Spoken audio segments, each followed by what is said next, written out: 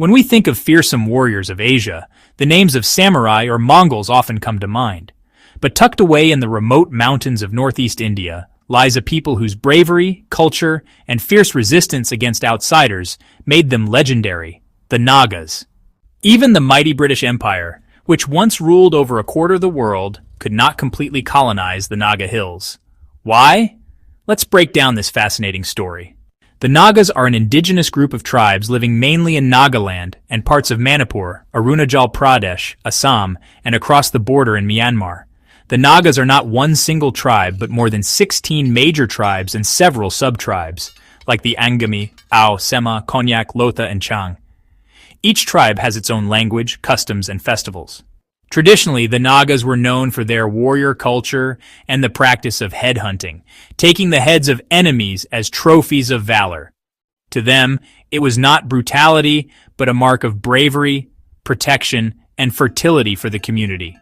Living in the rugged mountains, the Nagas developed a self-sufficient lifestyle, based on jum, or shifting cultivation hunting and these really elaborate social rituals. Their villages were fortified and every man was trained as a warrior. The Nagas were isolated from the mainstream Indian plains for centuries, which, led to a strong sense of independence and identity. And when the British came knocking, they found the Nagas were not people who bowed down easily. The British East India Company expanded into Assam after the First Anglo-Burmese War, which happened from 1824 to 1826. By 1826, with the Treaty of Yandabo, the British took control of Assam. But the hill tribes, especially the Nagas, were another story. The Nagas frequently raided the plains of Assam, attacking villages, taking heads, and retreating into their hill strongholds. For the British, this was a problem. They needed the hills secure to safeguard their tea plantations, trade routes, and military posts. So the British launched a series of, punitive expeditions into the Naga Hills throughout the 1830s to early 1900s. But here's the twist. They never fully succeeded in controlling the Nagas. Why the British could not colonize the Naga Hills? The British Empire colonized India, Burma, and even far-off African lands. So why not the Naga Hills? The reasons are as fascinating as the people themselves.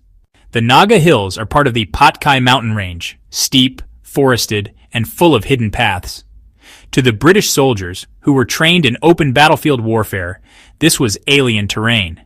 The Nagas, on the other hand, were born hunters and warriors of the forest. They knew every trail, every river bend, every bamboo grove. Guerrilla tactics, ambushes, surprise raids, and vanishing into the jungle made it nearly impossible for the British to chase them. In simple terms, the land itself became a fortress for the Nagas. The Nagas were, without a doubt, fearless in battle. For them, defending their village was intricately tied to their honor, tradition, and very survival. Every Naga man was a warrior. Fighting skills were just part of their culture. They did not fear death. Headhunting gave them a sense of immortality. Unlike other parts of India, where local kings could sometimes be bribed or co-opted by the British, the Nagas had no central authority.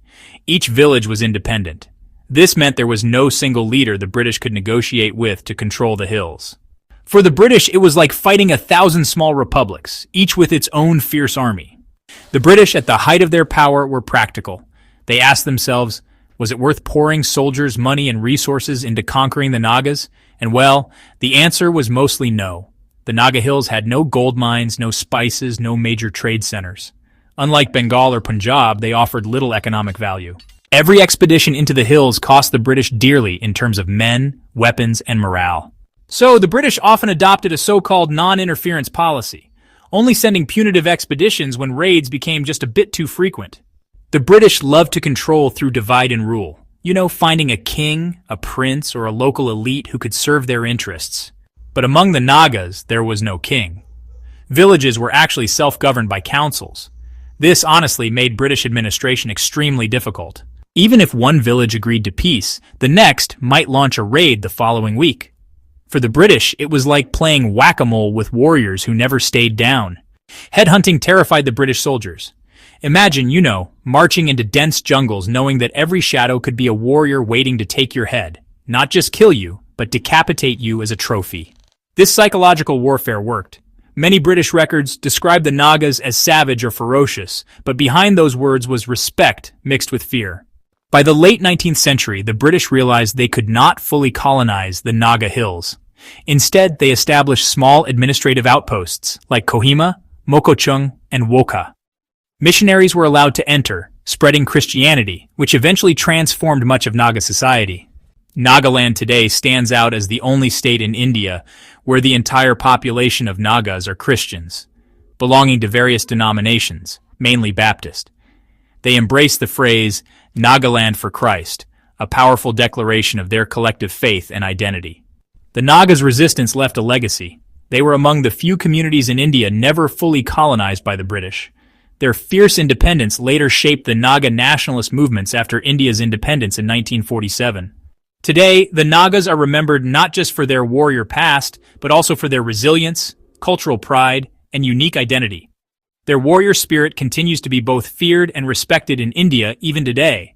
In conclusion, the story of the Nagas is not just about one tribe, it's about a people who refused to bow down to the mightiest empire of the time. The British, who once controlled the riches of India, the power of Burma, and vast African colonies, could not tame the wild heart of the Naga Hills. Thank you for watching. If you found the video insightful, hit the like button and subscribe, and I will see you in the next video.